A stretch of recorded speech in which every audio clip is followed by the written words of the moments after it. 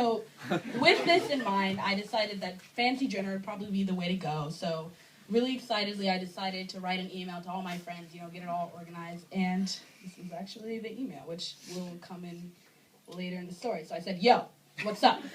So it's the OB day tomorrow. What I want to do? A huge fucking dinner. We dress up as classy as possible. Be on that suit and ties, fellas, and ladies, think Winter Carnival. Put candles on the table at Proctor and play a little Fur Elite / Four Seasons for class with the occasion. Best part, we're pretty fucking wasted. You know you want to do it. If you're afraid of classing up, just look nice. Ain't gonna be no sweatpants in this bitch. Sorry, Zoe.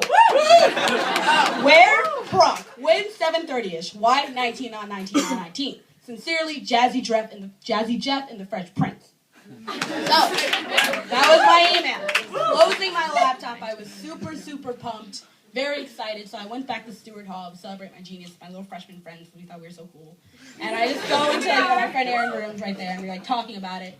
And I'm looking over the email, and I'm looking at the email list, and I see a name that I did not mean to write in there.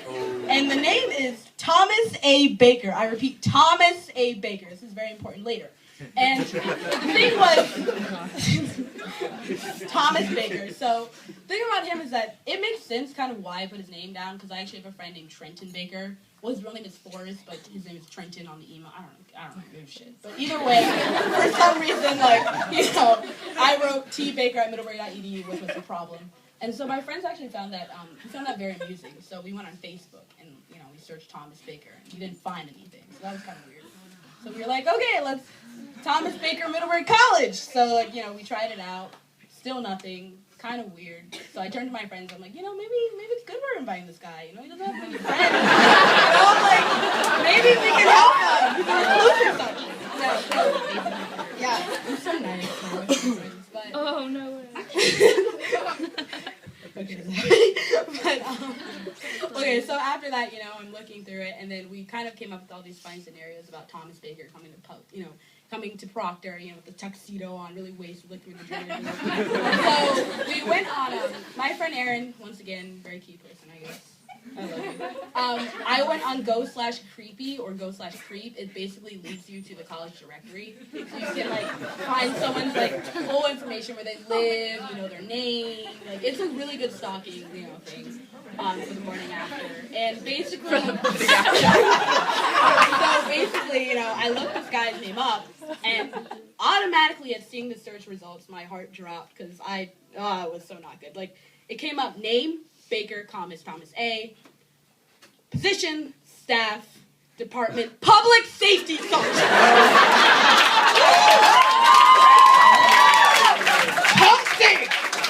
Sergeant.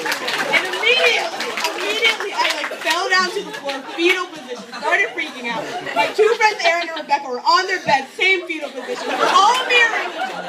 And I'm just freaking out. All I can think about is three things. One, the fuck is a sergeant? Is this some crazy army guy? I actually checked him. Sorry, promoted in 2002. What the fuck did he do that made him a sergeant? Honestly. So, was he gonna come into my room, put me in some weird death headlock? And then two, I was wondering, why does this guy not have a Facebook? I mean, in 2013, I get it, you're a pub safe officer, you got a lot of busy things, but you need friends. And then three, oh my god, I attached my beloved CRA, Neil Relay of British Commons, onto the email. And the thing was, that was especially fucked up, because honestly, in addition to this pub safe officer, I had kind of implied Neil into my whole situation, and I knew by this email that he had so much more to lose than I did. Pretty obviously. Like a job and livelihood. So naturally, I called up my beloved friend, Neil Relay, and he's like, hello? And I'm like, Neil, this is pretty fucked up. And, I'm explaining the situation to him, and he's trying to calm me down, CRA methods, I guess they teach you that. And he's all like, I've never even heard of Thomas Baker. And I'm like, that's because he's a sergeant. This is some upper-level shit. You don't know everything, Neil.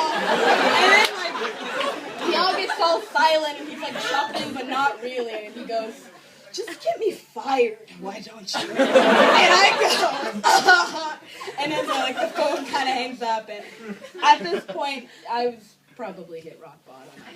Like, I was on the floor, my hair was all like, fucked up, and, you know, my hands were shaking, weighing my options, asking myself, should I email Officer Baker an apology? You know, should I turn off my phone? Can't change my Facebook, because you don't have Facebook, but other than that, like, I was going crazy. And then in the back of my head, I was wondering, should I still do this dinner? Because, like, I mean, like, 19 on 19 on 19, only happens once, and I want to get fucked up tonight, and, you know, whatever. But basically, all these options, and, you know, my hysteria, I actually sent everyone in the not the Facebook group, the email group, a whole email that said, just kidding, ha, it's a practical joke! Really hysterical and kind of sad.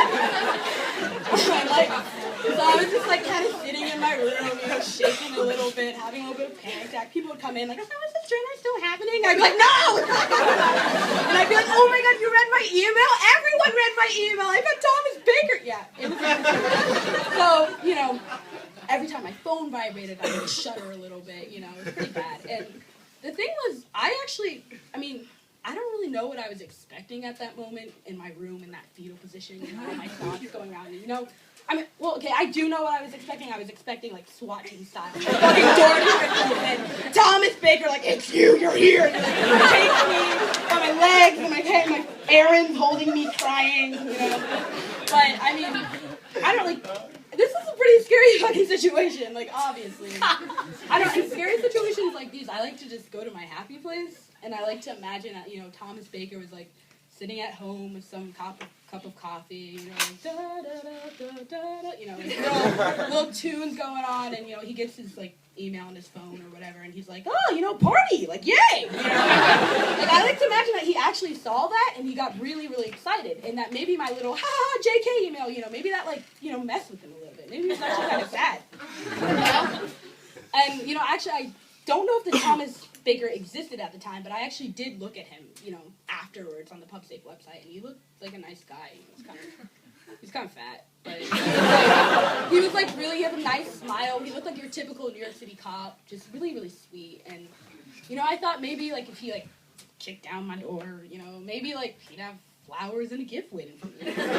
Maybe he'd have, like, a can of, you know, beer, and we could have our dinner of our own, you know, like, maybe he was actually a nice guy, you know, or, like, sometimes, actually, though, like, maybe I like to imagine, actually, that he's out here right out the door after I tell this Moth story, and he's waiting for me with a SWAT of PubSafe officers, and they're about to come in and fucking kill me, but, you know, all these scenarios, honestly, like, it doesn't matter, because either way, I think I'm finally ready to face you, T-Bakes. Like, I honestly think I have what it takes, because, you know, Thomas Baker, in other words, bring it fucking on. Put